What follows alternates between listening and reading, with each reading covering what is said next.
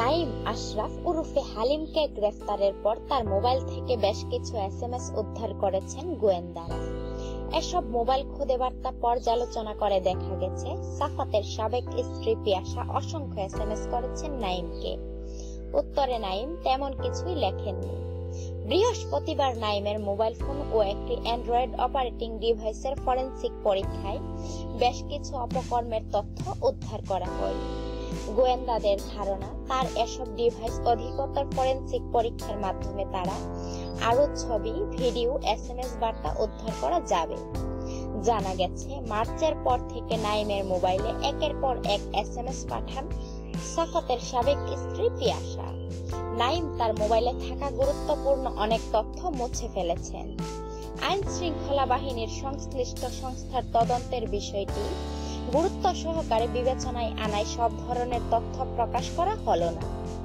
নাঈমকে উদ্দেশ্য করে পিয়াসার এসএমএস এর কিছু অংশ তুলে ধরা হলো। বেঈমানির শাস্তি দুনিয়ায় পেতে হয়। বিয়ে করে বউকে কেউ এভাবে ফেলে দেয় না। তার কোনো চিন্তা আছে আমি কি খাবো, কিভাবে চলবো, কিভাবে থাকবো? সে কি ভালোবেসেছে আমাকে? কত বড় বেঈমান! আমার সবকিছু দিয়েছি তাকে, আমার থেকে সবকিছু ছিনিয়ে নিয়েছে সে। সাফাত, আমার সঙ্গে নাটক করিস? সাফাতের সঙ্গে আরেক রকম। তুই যা খুশি তাই কর, আমার নাম যাতে তোর মুখে একবারও না আসে। জুতা দিয়ে পিটাবো শালা গিরিঙ্গিবাজ।